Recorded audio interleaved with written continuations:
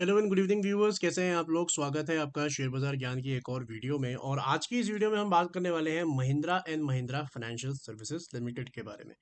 234.10 एक flat closing, एक गिरती हुई मार्केट के अंदर में एम फाइनेंस से रिलेटेड एक दो खबरें हैं। और एक खबर है जो लगभग एक डेढ़ घंटे पहले ही आई है, इनफैक्ट आधे घंटे पहले ही मनी कंट्रोल पे आई है। तो मैं उसके बारे में भी बताने वाला हूँ, अच्छी खबर है। तो चलिए शुरू करते हैं, उसके बाद में हम एम फाइनेंस के चार्ट पे भी जाएंगे और देखेंगे कि कैसा कर रहा है स्टॉक और आगे आने वाले समय में कैसा करेगा। तो सबसे पहले बात करते हैं खबर की, जो इनके दिसंबर बिजनेस अपडेट है। देखिए, जैसे आपको पता है कि महिंद्रा फाइनेंस करती है जितने भी ट्रैक्टर के लोन्स हैं और बाकी जितने भी फाइनेंशियल चीज़ें हैं उसमें भी इनके प्रोडक्ट्स हैं।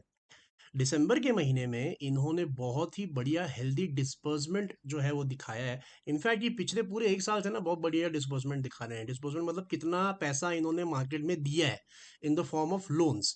तो दिसंबर 2022 में 67% year on year growth M ने दिखाई है।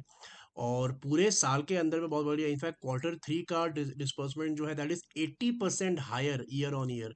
पिछले साल के मुकाबले 80% जो है वो ग्रोथ दिखाई है। और अगर सारा कुछ मिला ले ईयर टू डेट अगर आप देख लोगे तो 95% का ग्रोथ, ऑलमोस्ट 100% ही समझो।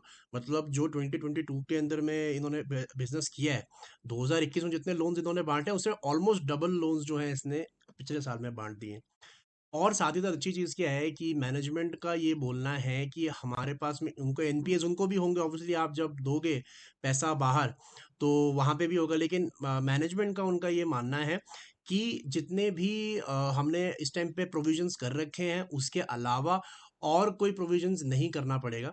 जो हमने ऑलरेडी गिन ली एनपीए वही एनपीए होंगे, फिलहाल कोई नए एनपीए नहीं आ रहे।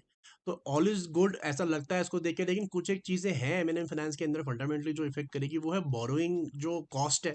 वही जेफरीज ने अपनी रिपोर्ट में बताया। जेफरीज का तो टारगेट थोड़ा डाउनसाइड का है, 175 का टारगेट इन्होंने दिया है। और उसका कारण उन्होंने ये बताया है कि जो कॉस्टिंग है वो ज़्यादा बढ़ जाएगी because of higher interest rates. देखिए, आप जब पैसा बाहर देते हो तो आप कहीं से पैसा लेके बाहर देते हो, अपना पैसा आप नहीं देते हो। तो जब higher interest rates banks offer कर रहे हैं और या फिर बाकी इंस्टीट्यूट्स ऑफर कर रहे हैं, अगर आप जहाँ से भी पैसा ले रहे हो, आपको पहले के मुकाबले अब जो है फंडिंग कॉस्ट ज़्यादा देना पड़ेगा। तो ये मानना है जेफरीज का। तो देखिए, काफ़ी कुछ चीज़ें अच्छी हो रही है एम फाइनेंस के अंदर में। और अभी जो आधे घंटे पहले मेन खबर आई है वो ये है कि आरबीआई ने इनका जो लोन रिकवरी का आउटसोर्सिंग वाला मेथड था उसके ऊपर से रिस्ट्रिक्शंस हटा लिए।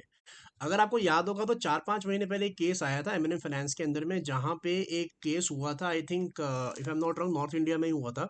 जहाँ पे एक रिकवरी एजेंट ने किसी बोरोवर के ऊपर में ट्रैक्टर चला दिया था।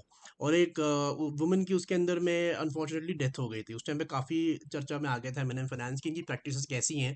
और लोन तो दे देते हैं लेकिन ये कैसे उसको रिकवर करते हैं। उसके बाद में आरबीआई ने इनके ऊपर में बैन लगा दिया था कि आप किसी तीसरी पार्टी से लोन रिकवरी नहीं करेंगे, बिकॉज उसके अंदर में जो एजेंट था वो एम फाइनेंस का नहीं था, वो किसी थर्ड पार्टी का था। कोई प्राइवेट इन्होंने हायर किया हुआ था, तो उस पे इन्होंने रोक लगा दी थी। तो आज के लेटर में इन्होंने 4 जनवरी को लेटर दिया है आरबीआई ने, और ये कहा है कि वो जो रिस्ट्रिक्शन आप पे लगाई थी वो हमने वापस ले ली है। This is also sentimentally good thing in Mahindra finance, क्योंकि इतनी डिस्पर्समेंट्स हो रही हैं तो रिकवरी भी तो करनी पड़ेगी। तो देखिए, स्टॉक की अगर हम बात करें तो 50% से ज़्यादा रिटर्न दे चुका है स्टॉक पिछले एक साल में। लेकिन मुझे लगता है कि it is just a start. और एम फाइनेंस का फ्यूचर बहुत ही ब्राइट है। बिकॉज अगर आप ज़्यादा नहीं तो आप अभी खाली पिछले 3-4 हफ्ते का कार्यकाल देखोगे ना, तो आप समझ पाओगे कि कैसा मार्केट इसको ले रही है इस स्टॉक को। How seriously is the market taking. Markets अगर आप देखोगे तो 248 246 का इसने हाई लगाया है पिछले 3-4 हफ्ते में, और अभी 234 पे है। मतलब वहां से एक नॉमिनल 4-5% की करेक्शन इसने वहां से दिखाई है। जबकि पूरी मार्केट जो है स्ट्रगल कर रही है इस टाइम पे। आज भी निफ्टी के अंदर में 200 पॉइंट की गिरावट देखने को मिली, बैंक निफ्टी में 400 पॉइंट की गिरावट देखने को मिली। So I think good things are there to come. और दूसरी चीज जो मैंने बहुत बार हाईलाइट करी है, पहली बात तो ये वीकली चार्ट है एम फाइनेंस का। और आप देख सकते हो कि ये जो दोनों एवरेज मैंने यूज करी है 20 और 200, ये रेड वाली is a 20 moving average and this black one is the 200 weekly moving average. तो I have said this many a times कि जब भी इन दोनों एवरेजेस के बीच का गैप कम होता है वहीं से एक नए ट्रेंड की शुरुआत होती है।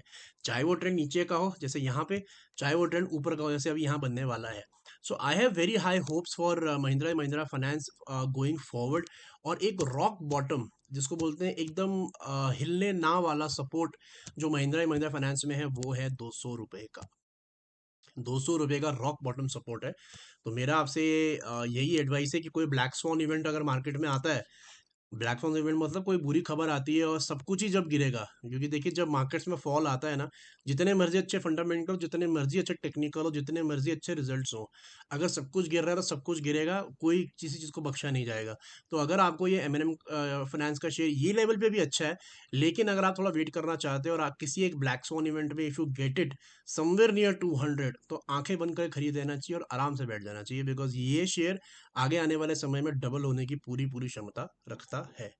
तो दोस्तों ये था मेरा आज का video on M finance. I hope आपको समझ आया, कोई पॉइंट्स सारे मेरे क्लियर आउट हो गए। कोई सवाल है आपका तो आप कमेंट सेक्शन में डाल सकते हो। मैं मिलूंगा आपसे अपनी अगली वीडियो में। तब तक आप अपना ख्याल रखें and all the best guys.